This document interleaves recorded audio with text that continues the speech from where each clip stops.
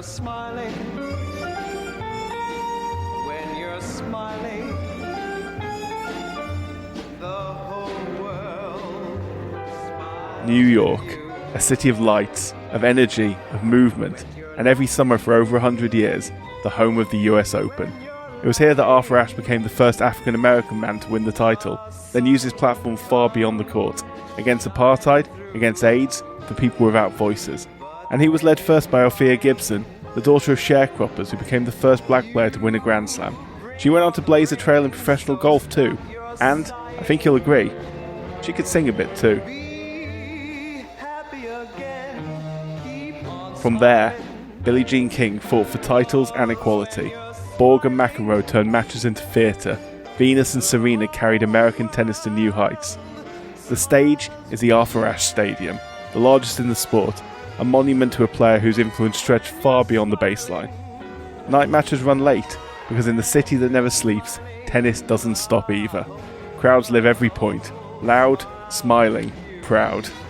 This tournament has given us Super Saturdays, $1 million mixed doubles, and the richest prizes in tennis. It's crowned legends, Federer, Evert, Sampras, Connors. But it's now watched American men wait, more than 2 decades and counting, for another champion from their ranks.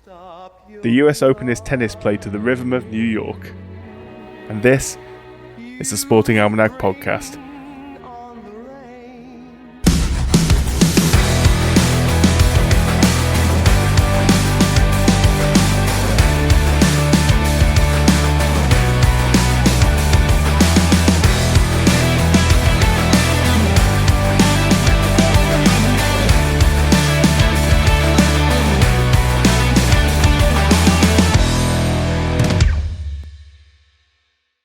Hello, Ben. How are you today? I know the answer to that. Yes, you do. Yes, you do. I am very, very happy with an away win at Old Trafford. You are? No VAR controversy against Arsenal, at least, this week? Not yet. Not yet. This week, I said. It's only a matter of time. It was all Crystal Palace today. Ah, yes, it was. First game in your game. Yes. So, okay, I'm going to say a couple of things. I'm apologising to all tennis fans joining this, so we're going to start off with some VAR chat in football, but the issue I have with the Liverpool one, yes, it was a clear handball. Yes, it was stopping a goal-scoring opportunity. You can debate on whether it was a red card or not, all you like. That's fine. That's a fair debate. The problem I have is the message that came out. Clearly, they missed the fact that there was a handball entirely. They missed the fact that he flailed at it.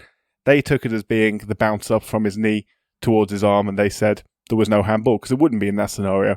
They then failed to go on and check for the actual handball half a second later, but then retrospectively at half time came out and said the VAR check was dismissed because it was deemed to not be denying a clear goal scoring opportunity. But that's just bollocks. That's not what they checked for in the first place. So I've got no problem with the fact that they were incompetent and they missed the handball. I do have a problem with them trying to lie about it immediately afterwards. That's what winds me up. Yeah, well, strap in. Game 1. First half of game 1, you get your first scandal, and then you get that absurd decision in the Palace game, which is it's just a pointless technical infringement. It's like the kicking ball away thing last year. It drives me insane. So this always happens. They'll give messages to the officials, certain things they have to check, and they will check them for about the first 4 weeks of the season. Then they'll forget all about them. I'm guessing checking positioning of players near the wall for free kicks is one of them. Yes, players have to be at least a yard away from a set wall for a free kick. Yes, Gray was within a yard of that wall because he was battling out with a Chelsea defender, and they ended up within a yard of the wall when the free kick was taken. It had no bearing on that free kick going in, yet technically speaking, it was the correct decision. I'm just going to stand here and say, no football fan wants them to check that. No one. Yes, Chelsea fans might be relieved today that they got away with it and got a point out of that game instead of a defeat. Crystal Palace fans are equally furious, as the Chelsea fans are relieved. But surely no football fan wants them to check that. Am I right, Ben? Yes, you are right. Everyone will be angry when they're on the receiving end of that. Exactly. And no one will be angry until they are, which is why these stupid things are allowed to persist, as we have whinged about in the past. I actually thought today in the Arsenal game, I was watching Martin Zubimendi quite carefully, and he looked genuinely perplexed by the way in which the game is officiated in England. There was like, I don't blame him. There were like robust tackles, like being let go, and like head clashes being let go, and then someone would someone would be booked for taking half a second too long taking a throw in. And he was just like, you could see the look on his face. He was like looking at the referee like, can you just explain the logic just so I can understand? There would have to be logic for them to explain it. It's bonkers. Yeah, it is. It's what we have to deal with. Anyway, we have been in the safe embrace of association football and rugby union for several weeks now, but we're gonna transition. We're gonna divert our attention back to the calendar in a way. Well, we've always been following the calendar, but we're following the calendar back wherever it's going, and we're going to America for tennis. We're going to Flushing Meadows. We love tennis, obviously. We have somewhat been in our comfort zone the past few weeks. Football, double helping, and then rugby. Tennis, again, it's not far out of our comfort zone, but probably US Open is something we know less about than Wimbledon. So, good chance to learn, and a good chance for me to dive into a couple of extremely interesting characters from the history of this tournament. Yeah. Which will come to no shock to anyone who I'm talking about who knows about this tournament. Yeah, and that's the thing, is that this is the reason this is such an interesting one to explore, actually, is because there is actually a lot of history behind it. There are a lot of interesting characters. I mean, it's in America, therefore you can assume that there's going to be politics involved and things like that. Race, of course, prominent feature of this episode, I suspect.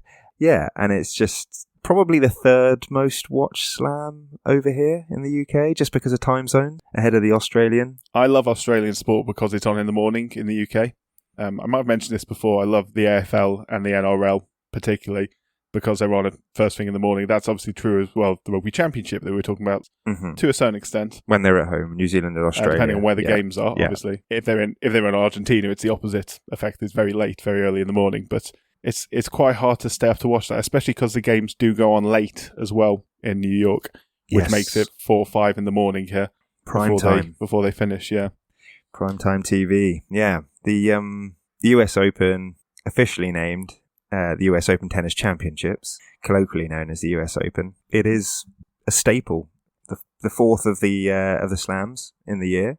Fourth and final, rather. Actually, this is with the exception of the tour, the ATP Tour Finals. It is the last sort of major event. It is the actual last official slam organised by the United States Tennis Association, and traditionally starts, as is the case this year, the last Monday of August. 2-week tournament, as all slams. Middle weekend coinciding with the United States Labor Day holiday. There you are. Fantastic. There you go. I mean, how much do you know about this tournament? Because I don't know much, so I had a look at the history in generic terms. Yeah, I mean, its origins sort of match the origins of tennis in the UK. For those of you who would like to know more about the origins of tennis in the United Kingdom, or the origins of tennis full stop, the origin story of tennis, are episode 13, I want to say. Oh, Wimbledon episode. Yeah. You can go back to and listen to that. Again, you don't need to listen to it before this, but it does tell you where tennis itself came from and how quickly it spread. The creation of the game of tennis to the first Wimbledon Championships was, I think, 4 years. And then 4 years after that, so really not long in the grand scheme of things, especially in a world, which moved a lot slower in those days. 4 years later was the first US National Championships, the tournament that later became the US Open. 1881 was the first creation. It's same as ever. It's a mix of timing, social setting, tennis rapidly growing in the United States, there being a big middle and upper middle class in the United States at that time, particularly in the northeast of America, around New York, around Boston, around places like that. The type of people who'd holiday at Cape Cod and at the other places up around there. Big boom in the 1870s, same as in England, same reason, same as in the United Kingdom. People with lawns to use, people with wanting to have social functions which were inclusive, wanting to have, women and men in a social situation they could play together. Very similar. And then that came to popularity, clubs founding, and the need for a national championship. Same as what happened with the creation of Wimbledon. So the United States National Lawn Tennis Association, the USNLTA, was founded, and in 1881 they sought to organise and unify the game in America, so establishing rules, coordinating clubs, and most importantly for this episode, creating a national championship to mirror what Britain had with Wimbledon. So the stage was Newport Casino. It was. Yeah. In Rhode Island. It's probably worth mentioning here, in 1881, it was only the men's singles and men's doubles, though. Women would come later. 1887. But sorry, Newport Casino, Newport, Rhode Island. Yeah. So again, it's a place with a lot of elite, a lot of social elite in America. It was chosen both because it had high quality grass courts and because it fit the fashionable image tennis wanted to cultivate worldwide. So in terms of eligibility, only members of US NLTA affiliated clubs were allowed to enter. It made it immediately an exclusive upper and upper middle class competition from the start. So immediately excluded those working class people, excluded lower middle class people, same as the game in the United Kingdom, and a trend which would continue for many, many years. Obviously excluded. It was obviously a very white organisation as well, unsurprisingly, this being America in the late 19th century. Well, indeed. I was going to say as well, for the tennis geeks out there, I think Newport is now the home of the International Tennis Hall of Fame. Oh, cool. That's cool. And there's a grass tournament still held at Newport, I believe, every year. Yeah. There is, yeah, which is one of the few in the grass court season, isn't it? I think we talked about that I think we touched on it, flirted with it in the Wimbledon episode. I think it's a 250 tournament, although forgive me if it's 500. So that's how many ranking points you get for it. It's a 250 tournament, so obviously less prestigious. Prestigious, that's the word, than 500s. And then you get 1,000, which are the Masters tournaments. And then the Grand Slams are all 2,000 point tournaments, just to give you an indication of how it works. So a 250 tournament probably wouldn't attract the number ones in the world unless they were warming up for a tournament like Wimbledon and they wanted to get used to a grass court setting beforehand. I was going to say, I think you're about to sort of start talking about this, unless you want to talk a bit more about the societal context of America at the time. But one of the really peculiar aspects of the US Open is that it has not always been held at the same location.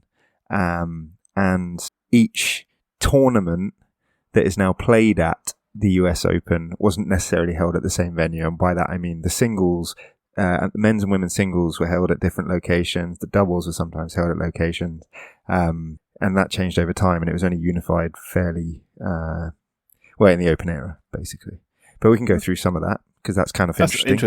That is interesting. I knew it obviously changed venues. I did not know that individual competitions were held, or individual years had different competitions held at different venues. That is interesting. Anyway, I haven't got much else to add for that, other than the first men's winner was Richard Sears, who won the first 7 tournaments. He was a Harvard-educated player, becoming essentially the first American tennis star, as you can imagine, winning 7 years on the trot. And then the first female tournament was 1887, and the first winner was 17-year-old Ellen Hansel. Yeah. Which is, again, very similar to in the United Kingdom, the first female winners being young women, who were the kind of people who weren't playing for social reasons. They were playing because they bloody loved the game, aged 10, 11, 12, 13, while their older sisters got flirted to. They were just, no, I just want to beat you. Yeah. Might be a similar story there. And one of the fun things is that she's no longer the youngest ever winner, even in the Open era. So we'll come to that later. But you touched on it there. First one was in 1887, but we were talking about how the men's singles event was at Newport Casino in 1881. Well, it stayed there until 1914. But the women's tournament was held at the Philadelphia Cricket Club, so a different location altogether. I'm just amazed Philadelphia had a cricket club. Well, it gets even weirder, mate. So in 1887, the men's doubles tournament then moved and was played at the Orange Lawn Tennis Club in South Orange in New Jersey. And then in 1888, it moved again, 88 and 89, in fact, and they were played at the Staten Island Cricket Club in Livingston, Staten Island, New York. Nice. Staten Island. Yeah.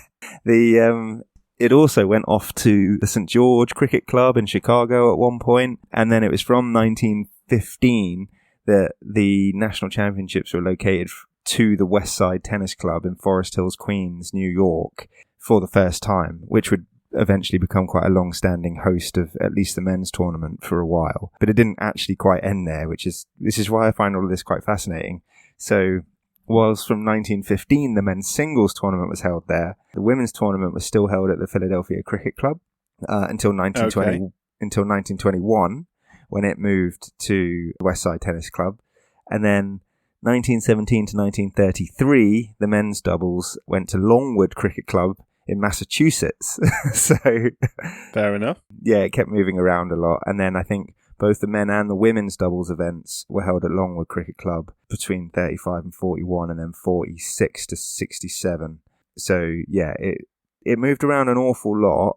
The men's singles tournament also left the West Side Tennis Club temporarily between 1921 and 1923 whilst it was being rebuilt. And it went to Germantown Cricket Club in Philadelphia, which is, all pretty fascinating. And this is all pre-Open Era. The Open Era doesn't come along for a while. And I think before we move on to the Open Era and how things progress from there, you wanted to talk about a pretty prominent lady or an iconic woman. Yeah, I'm only going to talk about her briefly. I was actually going to talk about, this is Althea Gibson. I was going to talk about her during the Wimbledon episode, because Althea Gibson is a pioneer in almost every Grand Slam. First winner at Wimbledon, first winner of what became the French Open, and as I will come to now, the first African-American winner of the US Open. I should have mentioned that she was the first African-American winner of these. Very fascinating life, very fascinating figure, but I may only talk about it really in brief today, just because I think there's someone else I want to talk to about a bit more today, and I couldn't possibly give them both the credit they deserve in this episode. So I think in a future year, one of those tournaments, be it Wimbledon again, be it the US Open or France, we'll come back to her. But I'll give a quick overview of Althea Gibson's life now. She was born in August 1927 in Silver, South Carolina, but she was raised in Harlem, New York. She grew up in poverty, which would have a significant impact on her career, even beside the impact that her race caused on trying to break into lawn tennis. She took up paddle tennis originally before moving over to lawn tennis. She was coached by one Dr. Robert Walter Johnson, who was a physician and coach known as the godfather of black tennis. He ran a all-expenses-paid tennis camp for African-American children, becoming instrumental in the careers of several black players, and it will not be the last time I mention him today. At the time, the US Tennis Association was segregated. Black players were only allowed to play in the American Tennis Association, the ATA, at the time. Gibson won her first ATA championship in 1947, and she eventually won 10 consecutive ATA women's singles titles. She was the utterly dominant player in the ATA, and that led to many calls from many people associated with the USTA calling for her to be allowed to compete with white women, essentially. That seems reasonable. If you're smashing everyone. It seems extraordinarily reasonable, yeah. So, most notable amongst these was Alice Marble, who herself was a 4-time US National Championship, the tournament that later becomes the US Open, winner. She wrote, "If Althea Gibson represents a challenge to the present crop of women's players, it's only fair that they should meet that challenge on the courts," which is fantastic. And she also mentioned that her not being allowed to compete would leave an ineradicable mark against the game she loved, and it would leave her ashamed, essentially. I'll rate that for the era. Yeah, no, brilliant. That wouldn't have been an easy message in the United States during that period of time. No, Alice Marble herself, her story is incredibly fascinating, and again, I could go into that in a future episode. I'm talking like potentially a spy during World War II as well. Fascinating. That is fascinating. We will come back to her. She is an amazing figure, and obviously this is the problem, isn't it? There. There's so many damn rabbit holes we could go down. It's incredible. Like I'm not giving Gibson her due course. I'm certainly not giving Marble her due here, but there will be future episodes, and we will come back to them. So yeah, at basically age 23, as a result of Marble's intervention mostly, but also others as well who are giving her a backing, she was allowed to compete at the 1950 US Championship. She became the first African-American ever to compete at a Grand Slam. She won her first round match, but she lost the second round match, but much was to follow in her career. She was the first person of African origin, first black player to play at Wimbledon as well in 1951. Nice. And in 1956, she became the first black player ever to win a Grand Slam title when she won the French Championships, the tournament that later became the French Open, in 1956. She won a doubles title at Wimbledon in 1956 alongside Angela Buxton, who is a Brit of Jewish origin, born in Liverpool but brought up in part in South Africa, where she witnessed segregation and found herself warned off attempts to befriend local black children, to her complete confusion at the time, as you'd imagine a child would, who had never been exposed to racism in her life and therefore didn't understand why people were racist. Which tends to be the case, It's not innate. You bring people up a certain way. It's learnt behaviour. So her and Althea became lifelong friends. So Althea achieved incredible success in 1957 and 1958 in the singles game. She won the Wimbledon title in 1957, the US national title in 1957, and repeated both these feats in 1958 as well, winning two on the bounce in both competitions and becoming the number one ranked female player in the world. So Not only was she a pioneer in terms of becoming the first black player to play in these tournaments, she was dominant. She was really good. Dominant. She was brilliant, yeah.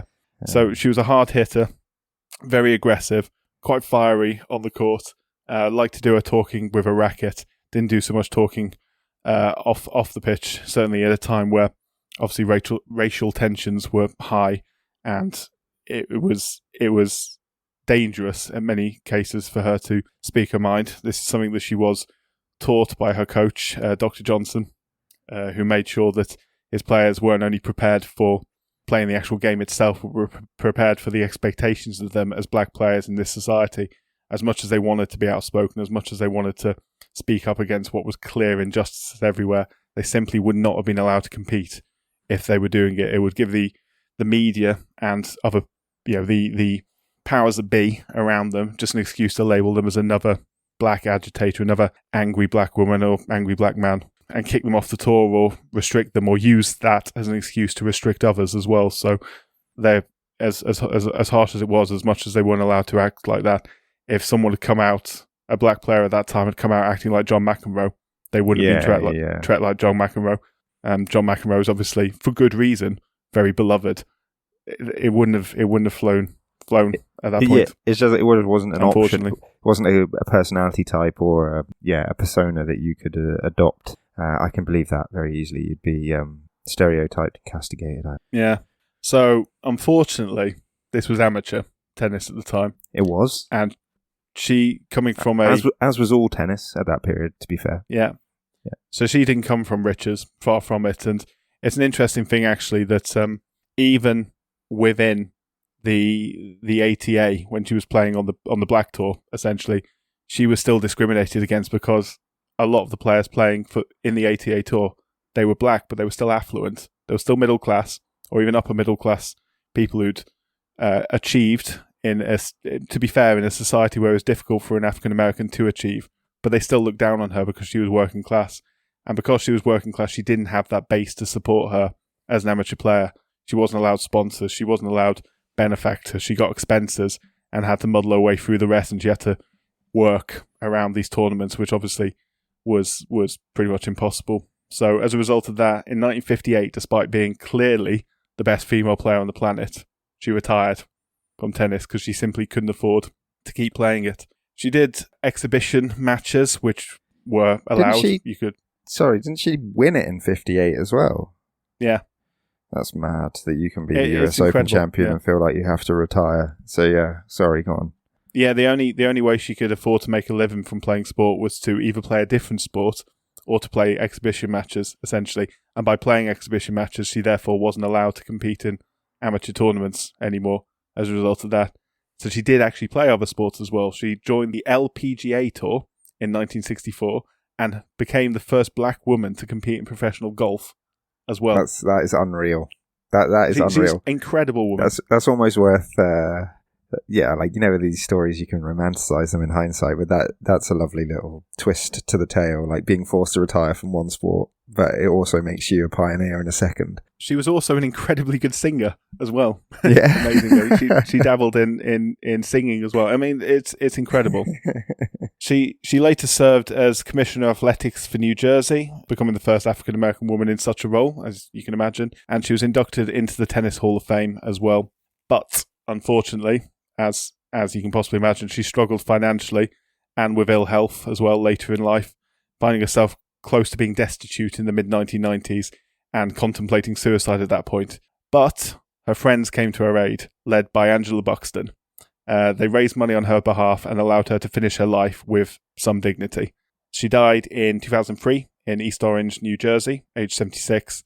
And, of course, she's celebrated as a trailblazer who paved the way for black athletes like Venus and Serena Williams and, of course, Arthur Ashe. Yeah, who we'll come to very shortly. Indeed. No, that's a really cool story, mate. I didn't know anything about that lady, really, so I don't think many people do, honestly. I think more so nowadays, but certainly for a long time, yeah. Consider myself educated, or at least partially. There's always more learning one can do. Exactly. But that takes us up really quite neatly, actually, mate, to the end of the Open era, because the end of the Open era is only shortly after that. The start of the Open era. Sorry, the start of the Open era. The end of amateur tennis was only shortly after that. The start of the Open era, which is effectively professional tennis, began in 1968. And at that point, the US Open, as we were discussing before, was at the West Side Tennis Club. That's where it remained. And in 1978, it changed to its current location, which was originally called the United States Tennis Association National Tennis Center in Flushing Meadows, Corona Park, Queens, New York City.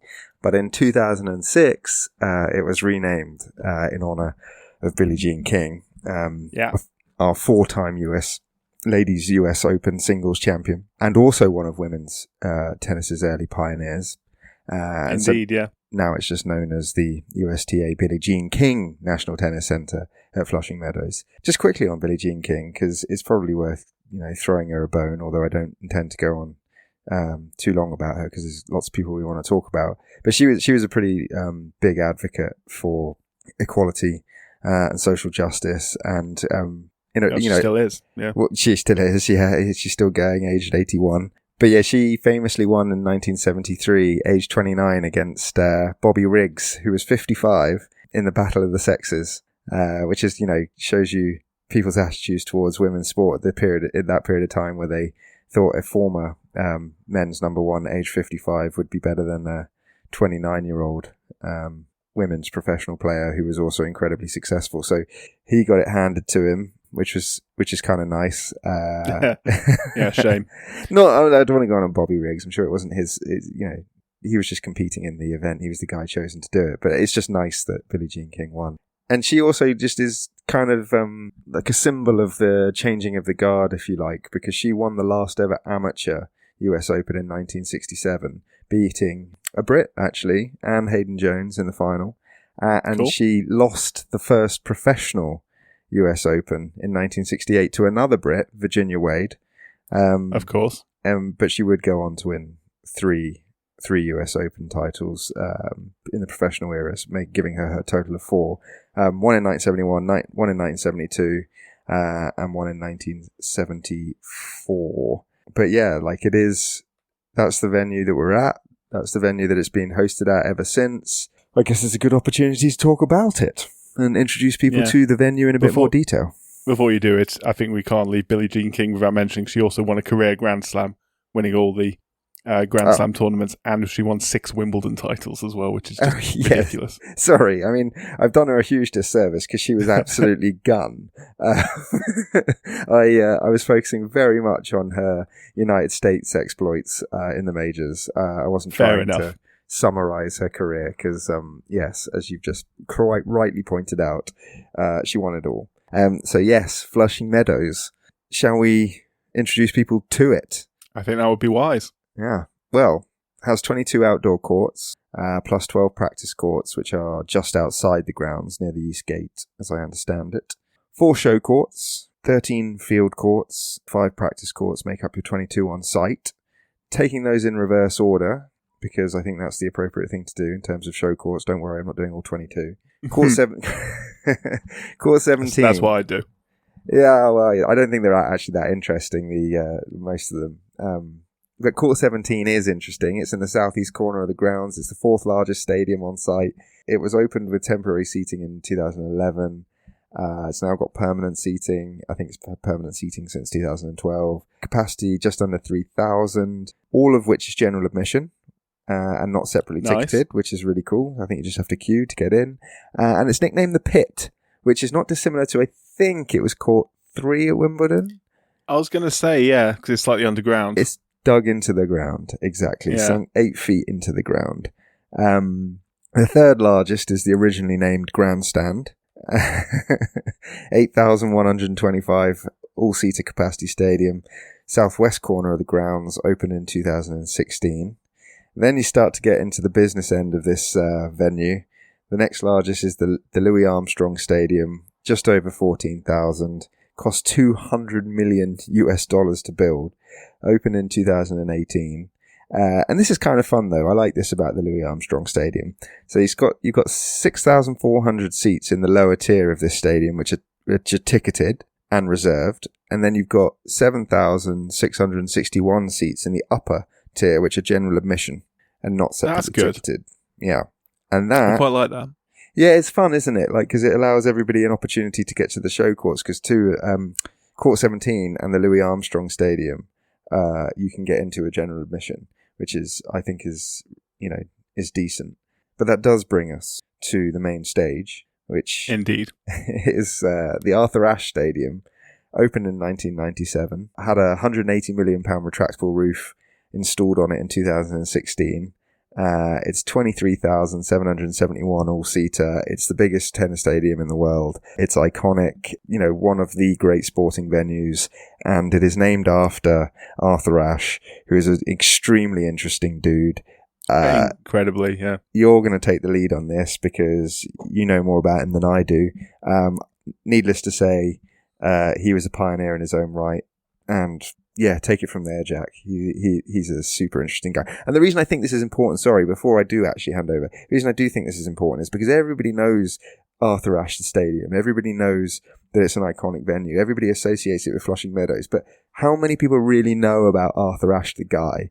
I'll be amazed if many people know this detail outside of America. I would say outside of tennis fans and outside of America, yeah, probably a bit lacking. I think obviously a lot of tennis fans will know about him. Of course. And obviously a lot of people in America will know about him, naturally. But it's honestly, I think in terms of like, you want to pick a top 10 most interesting sports people of all time, I think he is, maybe even the top 5, maybe even threatening the top spot. He is incredible, interesting, an icon, apartheid, AIDS, ATP founder. He did it more of his racket during his career, but then after his career, he got more vocal about it. Heart conditions. Incredible background. Yeah, heart conditions, yeah. Bypasses, brain surgery, and still kept protesting, still kept trying to make a difference all the way to literally the end of his life. He's an incredible man. He was born in Richmond, Virginia in 1943. Funnily enough, he was a descendant of a West African woman named Amar, who was enslaved and brought to North Carolina in 1735 aboard a ship named the Doddington. So that's just a bit of a flavour for you. Yeah, the beginnings. So Virginia in the 1940s and 1950s remained in the grip of what was known as the Jim Crow laws, which were a web of local and state laws most prevalent in the US South since after the Civil War and the Reconstruction era of the mid to late 19th century. Essentially, these laws dictated where black people could live, learn, eat, sit, play sport, designed not only to separate but to suppress, keeping African Americans locked out of the opportunity of their right to vote, their opportunity to pursue personal growth and happiness, and essentially keeping them as second-class citizens long after slavery had ended, or at least slavery had ended officially, because slavery in other forms carried on the back of these laws for many years to come, in terms of the prison system and how easy it was to pin crimes on black people and then get them to essentially work as slaves when all white juries were perfectly legal. So yeah, it was a dark time. It's a crazy context as well to be being brought up in, Like it's within people's lifetimes who are alive today, and it's crazy to think this persisted for so long. And completely alien to those of us that are lucky enough to be born in the last 30, 40, 50 years. Yeah, bizarre. Well, yeah. Bizarre. Other than South Africa, but yeah. Sure, yeah. Well, of course there's exceptions globally. I'm talking more from a personal experience. But I agree. Mad. I didn't know that. Yeah. So his young life was marred by tragedy when, aged only 6, his mother died from preeclampsia. She was only 27 years old. In many ways, and this fact particularly, that his mother died young, it reminds me so much of Bill Russell. Obviously, we talked about Bill Russell in episode 10, the NBA episode. So there's so many similarities between the two. Although Russell was 9 years Ashe's senior, both were highly intelligent, both were very well-read men, Both experienced segregation in their youth and then found new freedoms eventually when they moved out west, because Ashe went to college at UCLA, Los Angeles. Both came to find success in a sport which was previously largely white-dominated, and both used their position to speak out eloquently on civil rights in a manner which led them to be both hard to ignore and hard to counter in argument. Because they were so intelligent, intelligence tends to not be a trait that racists possess quite often, you would say. Yeah, in fact, I you'd think argue that's the opposite is true. Yeah. And as well as all that... It's not to say that that's not to say that they're all racists unintelligent, which is the most tragic thing about it. It's certainly not to say all unintelligent people are racist as well. Wouldn't want to say that. Yeah. But there is an overlap there. And both men as well are incredibly quotable as well, to be fair. Both of them, their writings are fantastic and definitely well worth reading, the extract I've read on both. So Ashe and his younger brother, who was named Johnny, they were raised after his mother's death by a single father, Arthur Sr., who was caring, but he was a strict disciplinarian of a man. He wanted his sons to play sport, but he discouraged Arthur Jr. from playing contact sports, such as American football, because of Arthur's slight build. Arthur's father worked as a caretaker for Richmond's recreational department, and the family lived in Richmond's recreational department. Richmond's... You haven't seen... what's it, Coach Carter? Rich what? Richmond. Okay. I have, but my brain was not switched on to that reference. Thank you for catching me out there. Sorry. Yeah. Carry on. Anyway, his father worked as a... Don't do it again. His father worked as a caretaker for Richmond's recreational department, and the family lived in the caretaker's cottage at Brookfield Park, which was Richmond's largest segregated blacks-only public park, with facilities which included 4 tennis courts, which, as you can imagine, play quite a big role in this story. Weird, that. Access to facilities. Indeed. So Ashe began playing tennis on those courts aged 7. His natural talent was quickly spotted, most notably by a black student and part-time tennis coach, Ron Charity, who at the time was the best black tennis player in Richmond. Opportunities were restricted at that time. For example, in 1955, he attempted to enter the Richmond City tournament at Bird Park, but he wasn't allowed to play. Can you guess why he wasn't allowed to play, Ben? Because he's black. Indeed. Such was the day. From that point, though, he gained the attention of one Dr. Robert Walter Johnson, previously mentioned, pioneering black tennis coach and coach of Althea Gibson.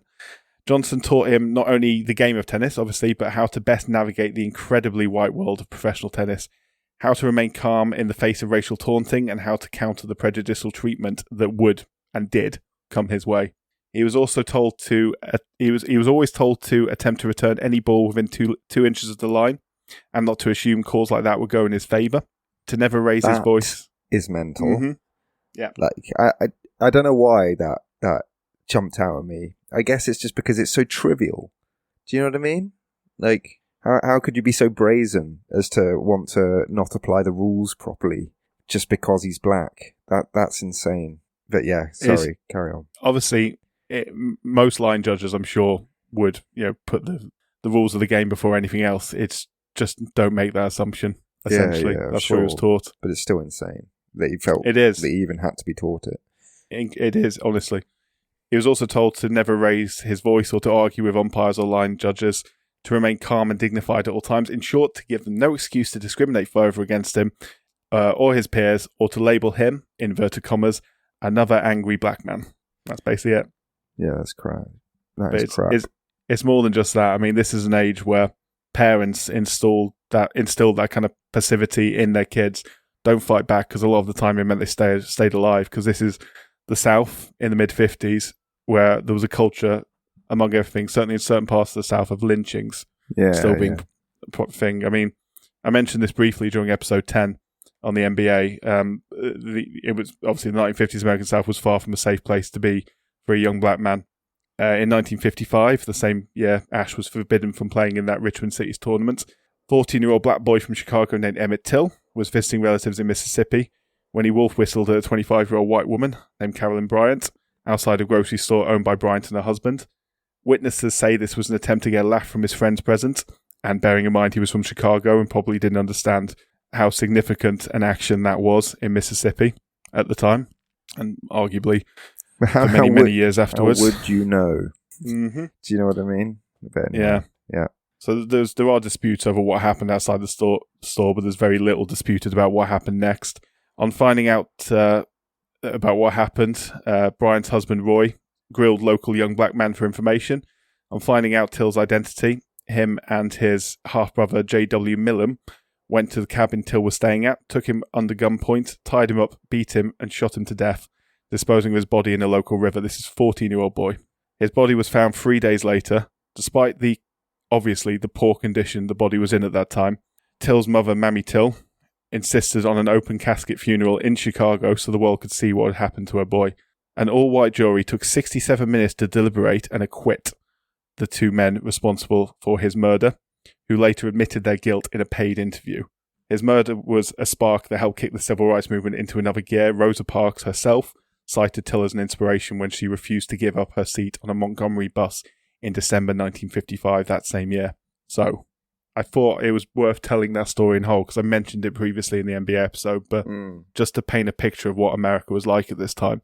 It's one of the, probably the singularly most shocking story among many. There are many stories like that, but for that to be in the mid-1950s, I mean, this is a kid who could very feasibly still be alive today. He'll be 84 years old today had that not happened. Well, Billie Jean King's 81, so, very, very possible. Yeah. So, I mean, obviously schools were segregated, clubs were white only. Arthur Ashe said he wanted to be the Jackie Robinson of tennis. He followed Robinson to UCLA, as I mentioned. He was awarded a tennis scholarship. For those who don't know, Jackie Robinson was the first black man, the man to break the color barrier in Major League Baseball in 1947, which we will come to in a later episode, but a massive pioneer in black sport in the United States. So he graduated university. He was obviously a player during his time at university. He joined the army afterwards. He avoided Vietnam, as there was a rule that only one brother could serve there at one time, and his brother Johnny very bravely volunteered to do an additional tour to stop Arthur from needing to go, which is an amazing gesture. Fortunately, he survived. He had success winning regional tournaments, first on the East Coast and then in California while he was a college player. In 1963, he became the first black player ever to play on the US Davis Cup team, helping the US to their first title in 5 years. They won four of them, didn't he? Oh yeah, he was big. The Davis Cup, playing in the Davis Cup for the US was a huge part of his career and something he really aspired to do and affected a lot of what he was doing. But yeah, they won that first year. He was non-playing reserve in the final, but later he became a key part of that team, including winning 3 successive Davis Cups from 1968 to 1970. He actually delayed turning professional because the Davis Cup was a amateur tournament until 1973. So he delayed turning professional until 1970 so he could continue playing in the Davis Cup longer. So that's genuinely fascinating. He was an amateur while he was an army lieutenant, I should say, until 1970.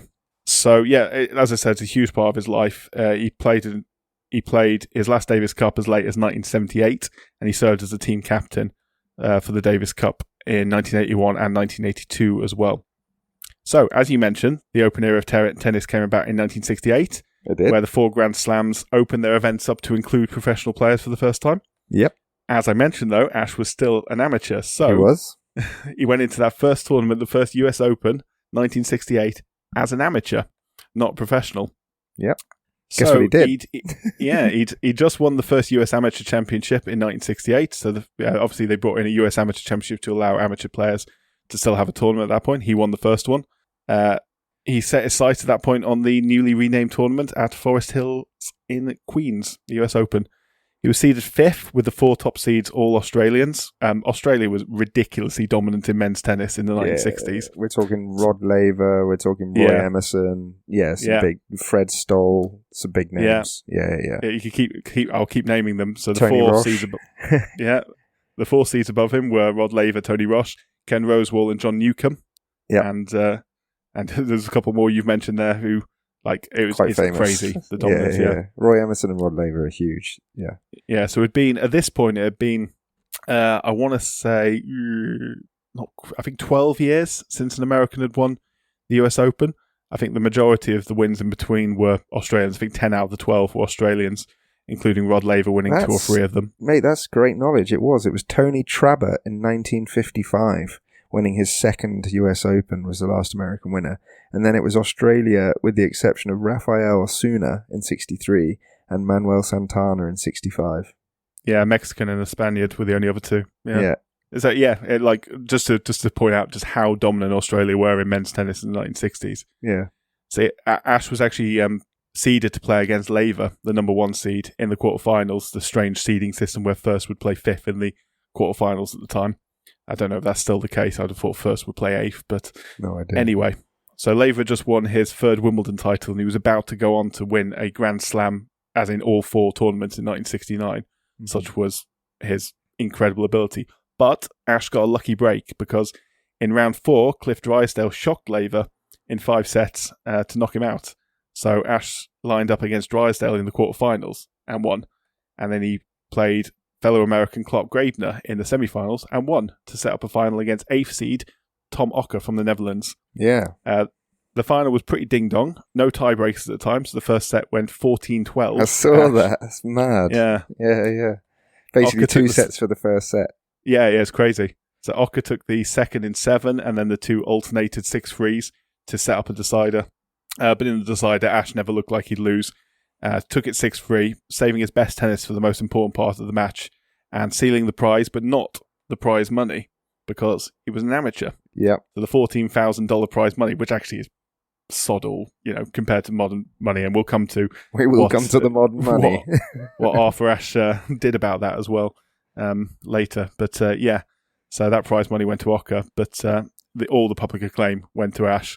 One of those who acclaimed his victory was Jackie Robinson, who said Ashe's victory would bridge the gap between races and inspire black people all the world over, and also affect the decency of all Americans, which it did, to be fair. He became very popular very quickly, and he also became very in demand as a speaker and as a potential member of the civil rights movement as well, because at this point, this is 1968, and if you recall what was it? It was the Triple Crown episode, wasn't it? Episode 4 was that, where I spoke about 1968 and just what America was like at that point. So obviously amongst the turmoil of Martin Luther King's assassination, 1968 Mexico Olympics, the Black Power protests at Mexico Olympics, that kind of era we're talking about here. So black sociologist Harry Edwards and some others as well called for him to take a more active part in the civil rights movement, to use his position in a quintessentially white sport.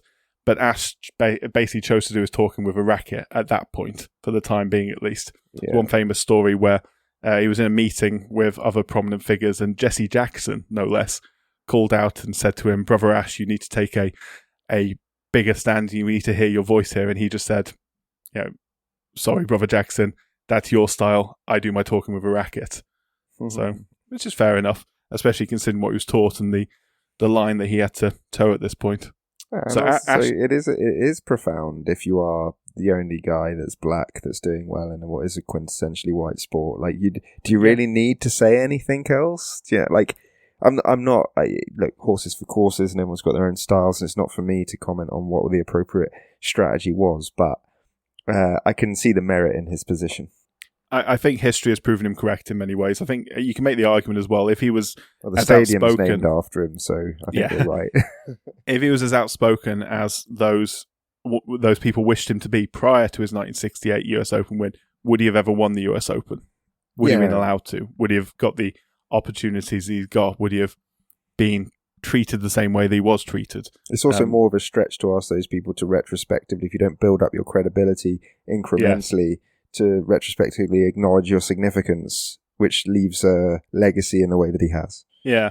So Ashe himself, actually, he took more significance from being an American winning the US Open than he took from being an African American winning it, because there hadn't been a men's singles winner there, as I said, since 1955.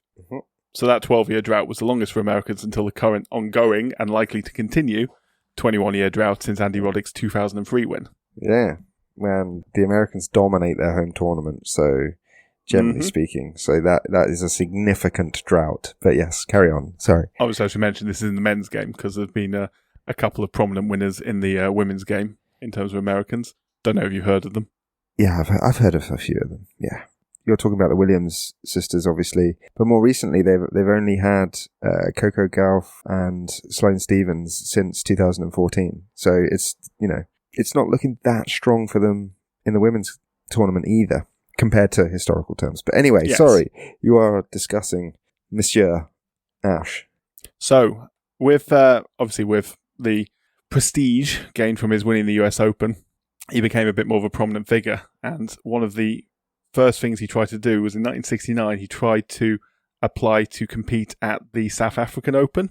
Now, This is super fascinating. I did read about this. Go on. it is very fascinating. So, obviously, South Africa at the time, under apartheid, had very strict rules on every aspect of life for black people, and also restricted the control of visas to non-white people. So they would allow, and this is a kind of hilarious way of putting it, but they would allow an honorary white visa.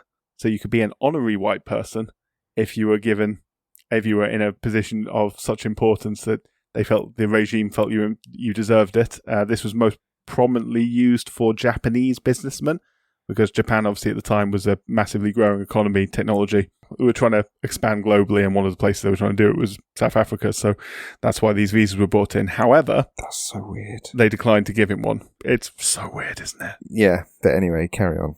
They declined to give him one in 1969. They declined to give him one in 1970 and 1971 as well. South Africa at this time was under a lot of pressure from many sporting bodies, most notably FIFA, who'd kicked them out in the early 1960s, and then the Davis Cup, under pressure from Arthur Ashe, no less, had kicked them out in 1970. So the government felt under pressure to present their country in a better light, and like many countries before and since, took to sports washing to get it done. Yes. So the South African government decided that Arthur Ashe would be an excellent person to invite to their country to try and present themselves in a different light. Mm-hmm. So in 1973, they finally gave him a visa on the condition that he didn't talk about politics or apartheid. In return, they promised not to overtly use him for propaganda purposes. Ashe accepted, and he received a lot of criticism for doing so at a time when a lot of people were boycotting South Africa, for good reason, obviously. But he considered it essential that he go see what it was like himself before he take a position on it, and he believed that would give him a stronger position to then talk about it afterwards. And indeed, the day he got back to America, the criticism began. He blasted apartheid, the political system, and became a very outspoken critic of the system. He did receive a lot of criticism for going, but it is notable that he visited Nelson Mandela at Robben Island when he was there. He spoke to him there, and when Mandela was released from prison in 1990, he visited the United States soon afterwards, and one of the people he said he wanted to go and see was Arthur Ashe, and they met in the United States after Mandela's release. So Ashe, did he regret going? No, I don't think he did. I thought I come to read this something a bit. where he sort of said, like, maybe with hindsight he shouldn't have gone, but I don't. Yeah, maybe I'm wrong about that. Sorry. I think he obviously, it was fair criticism he got for going, but equally what he did after the fact with the knowledge he gained from going there probably justifies him going in the first place. And he did later become a very outspoken critic of players going and playing there, and very big on ensuring that boycotts were made and held at the time. Yeah, sorry. He knew full well the reaction he was going to get for visiting. Yeah, and I wasn't passing judgment, mate. I was just genuinely interested because I thought I read that he reflected on the decision to go, but maybe I misread that. Yeah, I think he showed an understanding of the bigger picture, and retrospectively is probably considered to have done more damage to the regime by visiting, playing ball, and then criticising later with a deeper knowledge of the subject than just boycotting in the first place. Which makes sense, yeah. It gives you credibility. Yeah, exactly. And as I said, he later supported boycotts. Yeah. He also got involved with the Black Tennis Foundation, which is a foundation in South Africa which built tennis courts in predominantly black areas to allow young people to take up the sport. So yeah. Didn't he get nicked outside the South African embassy in Washington, D.C. for protesting? He did later, and I will come to that, yeah. He got nicked a few times. Yeah, I read about that. Something to do with Haiti as well. Yeah. So in a sort of separate note, by the early 1970s, Ashe also recognised that tennis professionals were being underpaid and exploited. despite the sport's booming popularity and the new TV age, which was bringing a lot more viewers and a lot more popularity to the sport. So in 1972, he supported and helped establish the Association of Tennis Professionals, the ATP, designed to give fun. designed to give players more collective bargaining power, more representation, and more power on the whole against promoters and governing bodies. He was president of the ATP from 1974, which also coincided with tennis moving towards complete professionalism at that point, with Ashe advocating not just for more money, but also more respect and fairness within the game. So yeah, and on the court as well, he obviously continued winning. He won the Australian Open in 1970, but his biggest dream was to win Wimbledon. And I was going to mention this during the Wimbledon episode, but again, I want to do him justice. He's the man that is at the centre, for obvious reasons, of the US Open, given the name of its lead show court. This is the right place to do it. So in 1975, and I'm sorry I'm going to go off topic and talk about Wimbledon a bit here. In 1975, he got to the final of Wimbledon. He was taking on a young Jimmy Connors, who was the reigning champion at this point. At this point as well, he was in the middle of a libel lawsuit against Jimmy Connors, who had raised essentially tried to sue him and the ATP after Ashe labelled him seemingly unpatriotic for Connors refusing to play in the US Davis Cup team. Something obviously Ashe took great pride in, and as I mentioned, even delayed his becoming professional to continue playing in. So in this 1975 final, Ashe famously took to the court wearing his US Davis Cup jacket. The two men lined up. One was calm, poised, respectful and experienced. One was young, brash, in your face and arrogant at times. Connors was the holder and the favourite. Ashe was the underdog on and off the court. Can you guess who the Wimbledon crowd was supporting, Ben? It's hard to guess. They were big fans of Arthur Ashe. They really were. Oh, that's unsurprising. Or maybe they hated Jimmy Connors more than they liked Ashe. Who knows? The great Jimmy Connors as well, it's worth mentioning. He was brilliant player, but he very abrasive personality, especially in his younger days. Yeah. But yeah, sorry, of course they're supporting our protagonist. So tell us what happens. Yeah, so Ashe went into it playing a different tactics than he normally does. He broke Connors' serve early. Connors immediately showed signs of frustration. He threw his towel. He let out a chain of foul language, further endearing him, I'm sure, to the Wimbledon crowd, or not. The very proper Wimbledon crowd, I should say.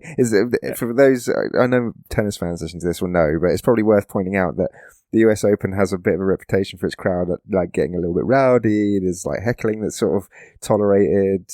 Obviously, you guys are passionate sports fans. Like, you enjoy that element of aggressiveness, arguably confrontation, even in your Spurs personalities. Wimbledon is a bit more proper. You can get rowdy, but you get rowdy at the correct moments, and then you go quiet at the correct moments. Yeah. And there's like this, we're British, so we're politer than you.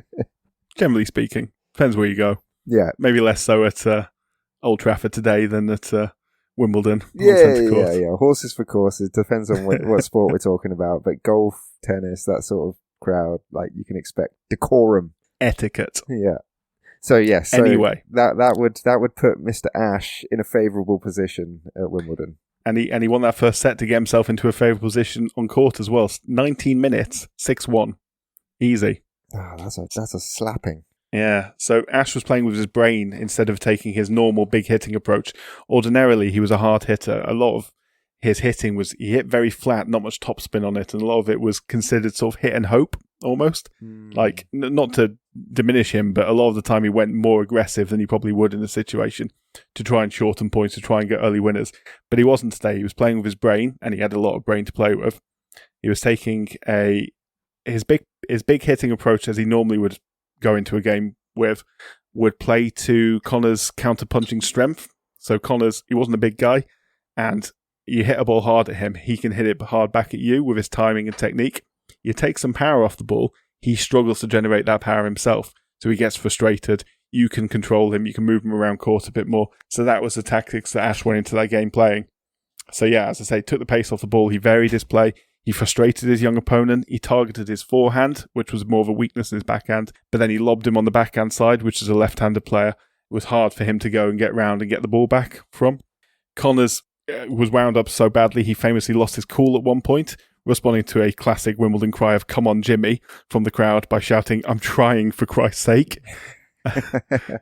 Which I think showed how much in his head Ashe was. and Ashe took the second set 6-1. To Connors' credit, and he was a very good player, he came back. He recovered from a breakdown in the third to win it 7-5, but Ashe didn't panic. He stuck to his plan. He kept grinding away, holding off Connors' gritty fight back to seal the fourth 6-4 and the match with it. To this day, he is still the only black man to win a Wimbledon singles title, and he remains only one of 2 black men to win a Grand Slam event. Yeah, that's unreal. I also love how understated you made his opponent in this in this particular battle. This is the 8-time Slam winner, Jimmy Connors. Yeah, I should mention as well. Sorry, I should mention as well quickly. The only other black man to win a men's singles title in a Grand Slam was Yannick Noah, who won the 1983 French Open. Before I forget to mention that, I didn't know that. But yeah, so he didn't just win Wimbledon as the first black guy and only black guy to have won it. He beat one of the all-time greats to do so. Oh yeah, he certainly was one of the all-time greats. Yeah. So yeah, it was a late pinnacle to his career because there wasn't, unfortunately, too many years left to his career after that. The late 70s saw injuries and ill health begin to affect Arthur Ashe. Firstly, a heel injury in I think 1977, leaving him 257th in the world, but he staged a remarkable recovery to end up ranked 13th before the start of troubles, which would change his life and shorten his life, unfortunately. Yeah. Which began in 1979 when he suffered a heart attack, aged only 36 years old. Yeah, well, she was doing training as well, wasn't it? Yeah. Like a tennis center or something. Yeah, he was training some, I think, university-aged people, possibly even younger. Anyway, yeah. But given his obviously incredible natural fitness, this drew attention to something that we nowadays know is all too possible, and that's that even athletes can suffer heart conditions. Yeah. He had a quadruple bypass in December 1979.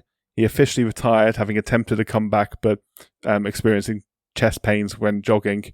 So he decided to retire, and he retired officially on April the 16th, 1980, with a career record of 818 wins, 260 defeats, 51 titles, 3 of which were Grand Slams.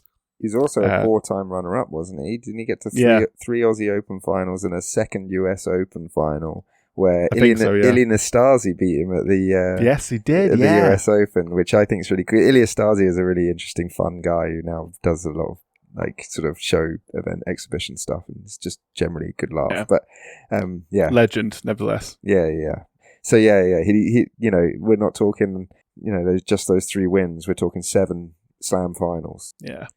So anyway, with retirement, finally that need for him to walk that tightrope was gone, and his activism went up a notch. He joined forces with singer and calypso legend Harry Belafonte. Yeah, I read about that. Harry Belafonte to form form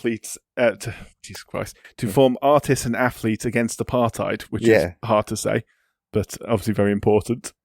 Which called for a full cultural boycott of South Africa until apartheid was ended. Yeah. And as you mentioned, he was arrested whilst protesting outside the South African embassy in 1985. Yeah, in an anti-apartheid rally, wasn't it? Sometimes you got to be prepared to be arrested. I think it's actually a really interesting thing. Like, once you are retired, once you're past the point where it matters anymore, it's quite a noble thing to accept that you can get arrested when protesting. It's something that's happened recently. If you've seen the Palestine Action protests, obviously a lot of people get themselves arrested, and a lot of them tend to be people in their 70s. Yeah. So which you don't care anymore, and there's no real repercussions for you. Exactly. Loses its deterrent effect. And you see it with other protests across the years for various different things. Yeah, it does. It's quite a noble thing to do, because obviously, there are still repercussions, but you're not going to lose your job because of it. You're not going to lose your home because of it, as long as you got a good pension or whatever. Yeah, so it's we're not advocating anarchy, but it's it is an interesting dynamic to activism. I would, if it's something worth protesting for, peaceful protest, I would always advocate for it, as long as it's peaceful. Yeah, that's what I'm saying. I'm not advocating anarchy. I'm not saying disregard the deterrence of arrest in all circumstances, please. Indeed. So anyway, Ashe, he later joined a delegation of prominent African Americans, including legendary music producer Quincy Jones, no less, who acted as observers in 1991 as South Africa began to embrace racial integration finally, after Mandela's release from prison. He was arrested once more, as you mentioned, in 1992 outside the White House, protesting the treatment of Haitian refugees. But unfortunately, by that point, he was dying. Yeah, he was. Yeah. So he'd undergone a second round of heart surgery in 1983. It's believed at that point that blood transfusions given to him during this surgery were infected with HIV. Blood screening wasn't done till much later on blood, and unfortunately, that appears to be how he contracted it. Yeah. It was discovered that he had the disease during brain surgery after he suffered paralysis in his right arm in 1988. Him and his wife decided to keep his positive status private for the sake of their then 2-year-old daughter. But in 1992... That's worth mentioning because we spoke about that on the NBA episode as well. That's because of the stereotyping and things like that. The stigma, and the stigma associated with AIDS and HIV in the 80s and early 90s in particular. Yeah, we spoke about it in relation to Magic Johnson. Magic Johnson in particular, and the commissioner of the NBA. Yes, of course, yes. Who supported him. Yeah. Yeah. Anyway, yes, so unfortunately in 1992, USA Today told him that they'd be publishing about his illness, and he preempted them before they did, and he announced to the world that he was HIV positive. USA Today got a lot of criticism for that, as they rightly should. Yeah, I was going to say, just outing people's, medical conditions and things, just for, a quick sell. It's fucking despicable stuff, isn't it? Yeah.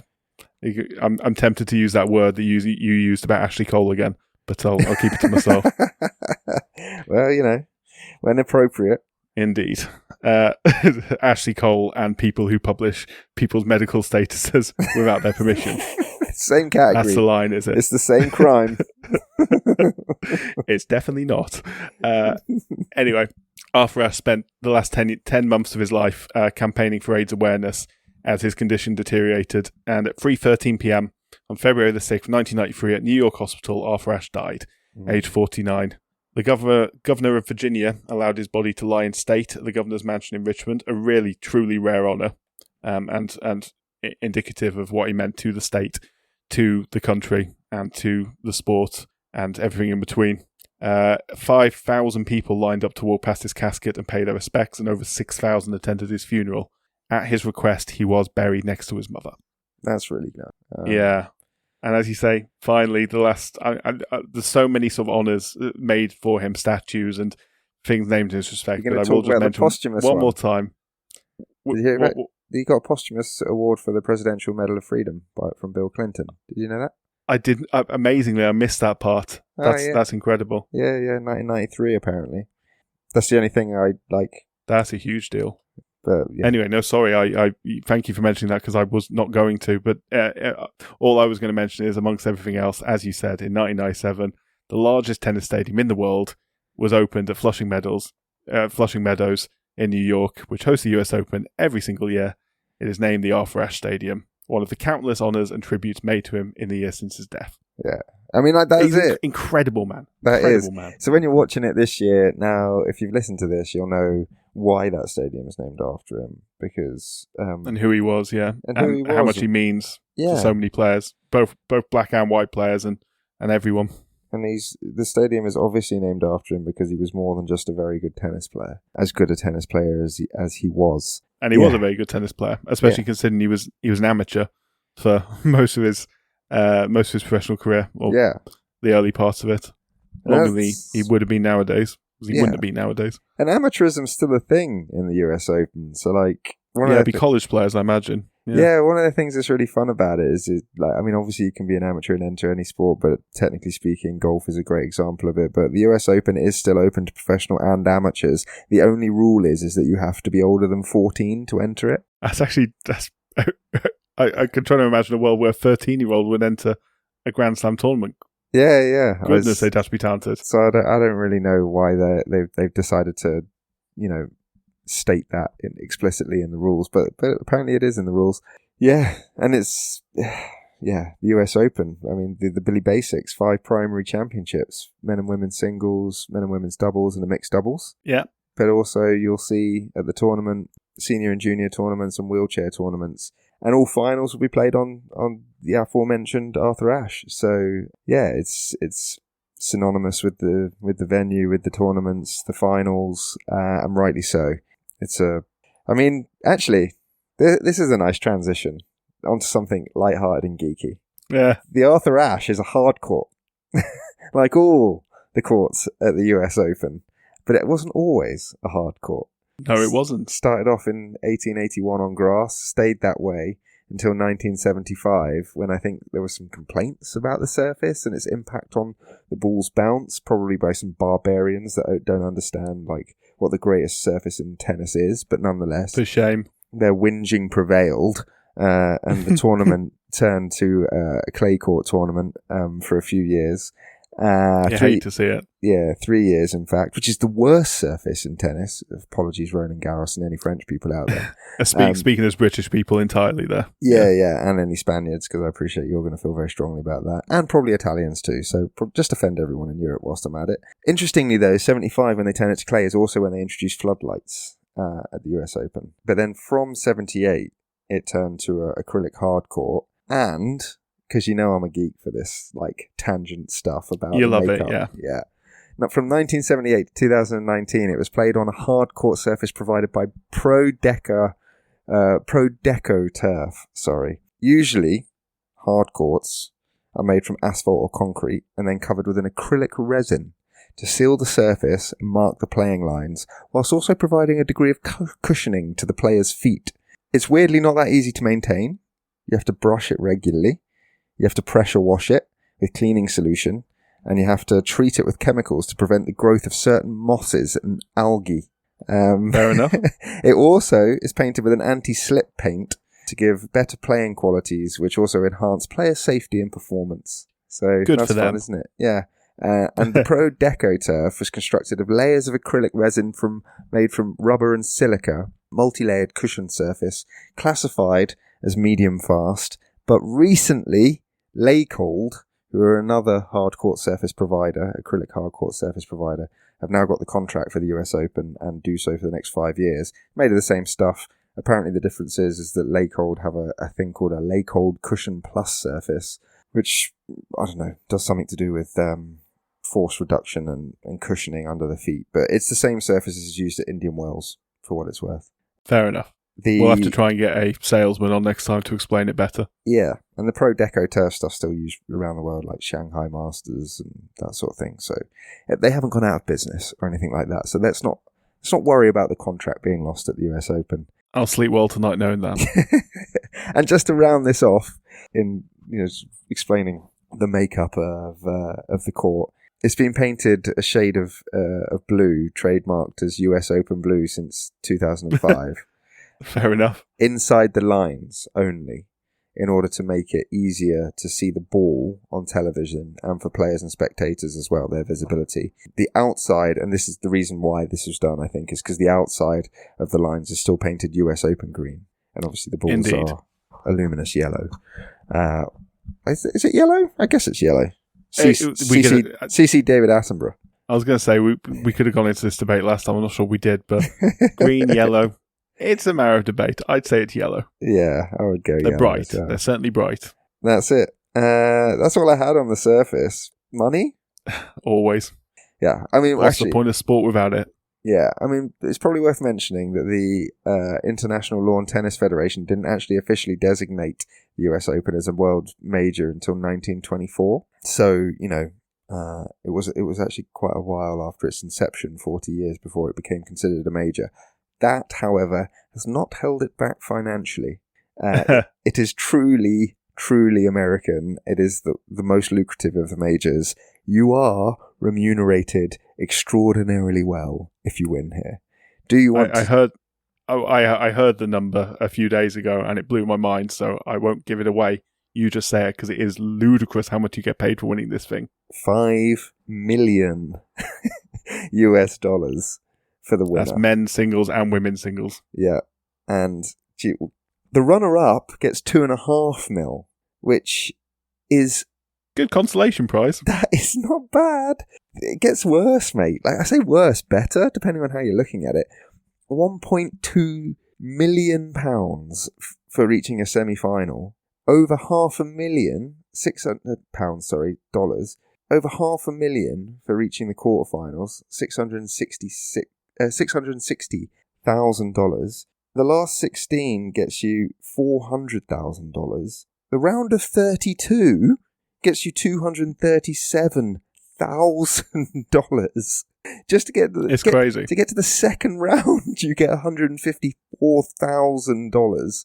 The first round, just to qualify for this fucker, takes you home $110,000. And then this is the thing that really astonishes me.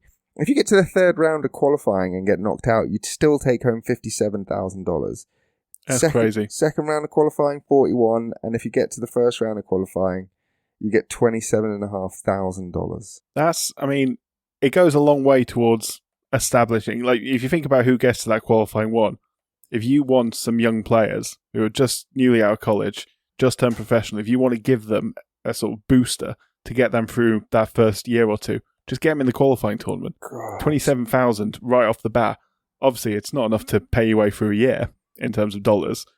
You need much more than that, but it set you on your way. It's a good start. Wow, especially because that would probably... Especially if you would win one qualifying round. Yeah, and that would get you... 41 probably could get you through a year. Sponsorship will flow from being in the US Open, qualifiers, etc., etc. You'll be on, presumably if you're doing that as well, you'll be good enough to get onto, the circuit, whether it's 250 or whatever. Yeah, I think one really notable thing as well that needs mentioning is even in the doubles and the mixed doubles tournament, winning it, you'll still get a cool mil. A mil? Doing it. $1 million. For winning... Mixed doubles. The mixed doubles. £1 million? Jesus. Yeah. Crazy. Yeah, anyway. I can see why players take this tournament very seriously, which indeed takes us on to the players, where we can probably finish, to be honest. Yeah.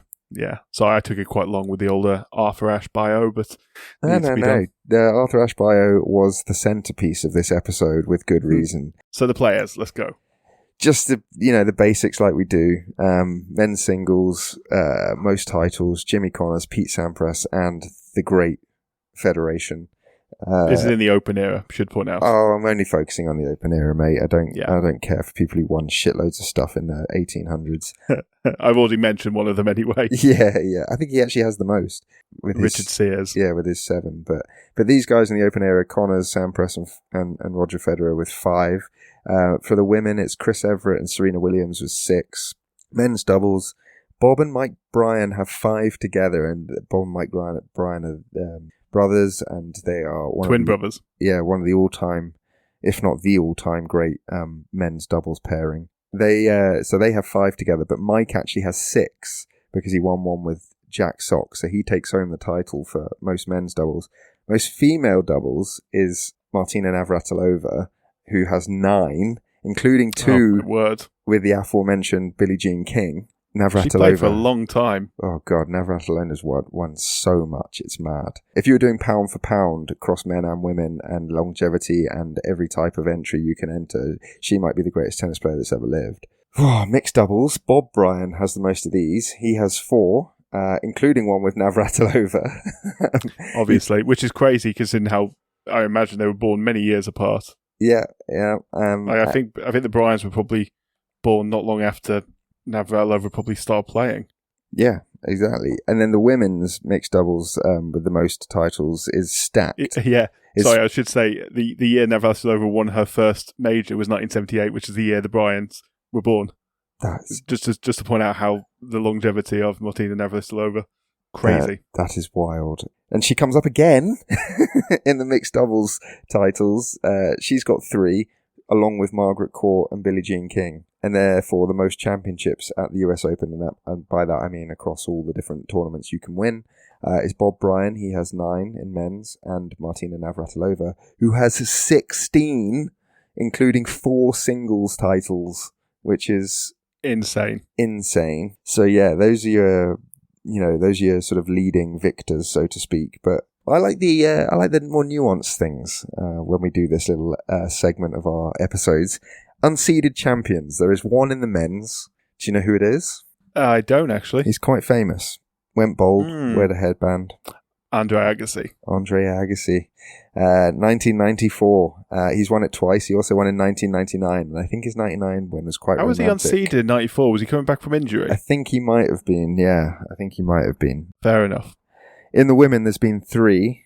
So you've got Kim Clijsters in 2009, who also has 3 titles in total. Sloane Stephens in 2017. I can feel you building up here. Oh yeah. Give it. Come on. 2017, Sloane Stephens, who's also the only protected rankings win, and Emma Raducanu, of course, in 2021, who is also the only ever qualifier to win it, who didn't drop a set. It's the most ridiculous run. I've banged on about it across episodes, so I'm going to resist the urge, and I'm going to focus on another female player now, in actual fact, which is the youngest champion. Do you know who the youngest men's champion is? Quickly, very famous. I do not. Very, very famous. One of the guys with the most wins. Pete Sampras, 19 in 1990. Wow. The youngest woman Impressive. ever is Tracy Austin. She won as a 16-year-old in 1979, and she beat Chris Everett in the final. So that's incredible. That's mad. I really wanted to just mention Tracy Austin because I think she was just really interesting. She won it again in 1981, just 19, and she beat Navratilova. And they're her only 2 majors. So she won as a 16-year-old and a 19-year-old, and she beat Chris Everett and Martina Navratilova. She's the youngest female inductee into the Hall of Fame when she was inducted in 1992, aged just 29. I'm guessing she retired young then. She did retire very young. She had a lot of injuries, but the most severe of which came when she was just 26 years old in 1989. She was in a serious car accident, near fatal car accident in Milburn, New Jersey, where a van driving on the opposite side of the road at 60 mile an hour crashed into her on the vehicle side, shattered her knee, bruised her heart and her spleen, and left her needing to basically have surgery, and she was in a wheelchair for months afterwards, and she wasn't able to walk without crutches until something like 4 months later. But she also made the Wimbledon semi-finals and the quarterfinals of the other 2 majors, so she was a gun player. But what could have been really, but for injury for Tracy Austin? No, that's amazing. Yeah, insane stuff, isn't it? But I mean, there's been plenty, mate. There's other notable champs. You know the names: Novak, Nadal, McEnroe. Yeah. McEnroe's got 4. Those 2 have got 4 as well.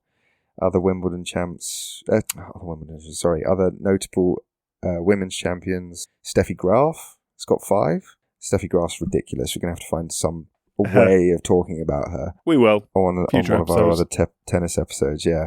Margaret Court's got 3. Billie Jean King, who we mentioned before, has got 3. And then you've got like Monica Seles, Venus Williams, and Naomi Osaka have all got 2 each. I think Monica Seles has just come out explaining, just on the eve of this tournament, saying that she's got a degenerative muscular disorder or something. Yeah, that she's I heard raising awareness for. Which is, obviously not nice for her, but is a nice thing that she is using that platform to promote awareness. Yeah, indeed. I don't know enough about it to comment really, but yeah, never good. That kind of thing, obviously, goes without saying. But yeah, hopefully something that's manageable. Yeah, and you've already mentioned that Americans dominate this tournament, but are on a bit of a drought.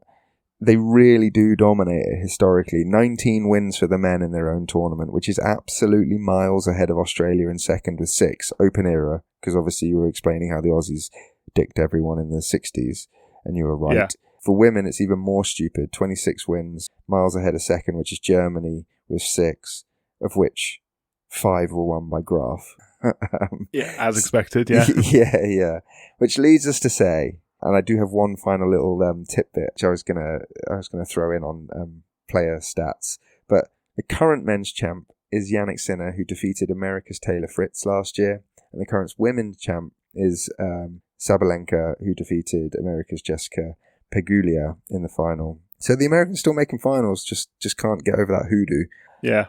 The thing I was going to sign off with, mate, because I thought you would enjoy this as a little stat to close us off, is Jimmy Connors is the only individual to have won the US singles title on all 3 surfaces. That is actually very impressive. For all the sort of mild criticism I was giving, I don't know if it was criticism, shade maybe, it was going his way before.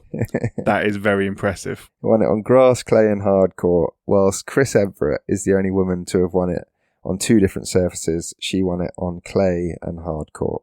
So, it's going to be good. The main people are going to be the main people that we were talking about in our Wimbledon episode. All the usual suspects. The Holder Sinner's going to be there.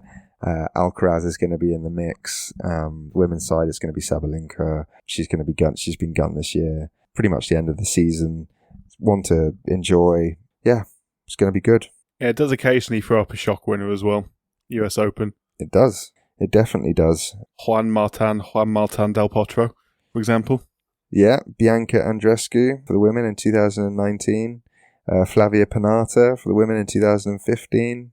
I mean, Coco Gauff, she's maybe not a surprise winner, but she's very young. Yeah, so, it does happen. On the men's side, it's been pretty much dominated by the usual suspects, but in and amongst them, you've had a Marin Cilic win, you've had a Dominic Thiem win, which is very niche.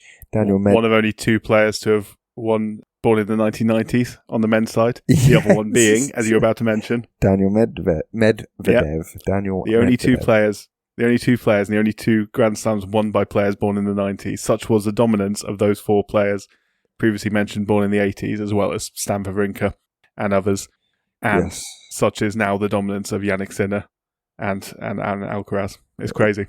Good doff of the cap there to Stan Wawrinka. He often gets overlooked, but he did pick up. He won the same amount as Murray. He won 3. Yeah. And he also, he won in 2016 at the US Open. So yeah, that's a great little shout.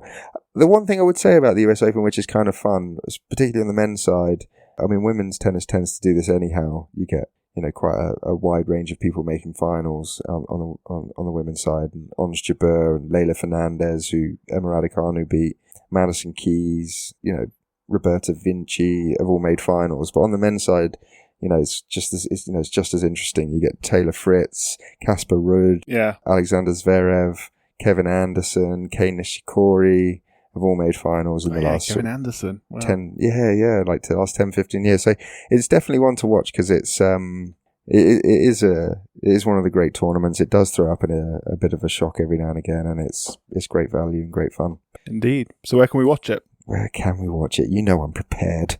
I know you are. At home it's Sky. That's the UK. US it's ESPN, who also broadcasts on ABC. Canada it's TSN RDS. Europe it's Eurosport. Australia is Channel 9 and Stan Sports. There are others. You can live stream it on the US Open website. I could keep listing off different countries, but I think if you're a tennis fan and you're interested, you will know where to watch it. And I think if we've convinced you, then as you always tell me, Jack, Google is available. If I haven't covered your nation. And other search engines are available. Other search engines are available. Where are we going next week? Next week we're it's one of the biggest sports in the world. It's something like 4th or 5th most played sport in the world, pretty high on the most watched sport in the world, but it's not a sport that we really do in the UK very much, and it's not a sport that me and you, I mean, I speak for myself, I'm going to assume you as well, know a lot about. The sport is volleyball, and it is the Volleyball World Championships, the women's first and then the men's in September, back to back. So yeah, we'll be learning about that sport and bringing to you a bit of volleyball. So, that is outside my comfort zone. You quite rightly predicted. We got to step there. Every so often we got to step outside. Can't be football every week. It can't be, and we're looking forward to it. We're going to do our best. If you like volleyball or you want to learn about it, join us then. And until then, have a good week and enjoy the sport. And hopefully VAR doesn't piss anyone off as much as pissed us off recently. Yeah, and Samuel, good luck to Leeds United on their first game, which will have finished by the time this recording comes out. Well, we could record bits now. Yay for Leeds, well done for winning. Oh, bad luck Leeds, they lost. Oh, a draw, a fair result. VAR let them down again. All right. Yeah. I will see you soon, mate. See you in a bit, pal. Bye-bye. Bye.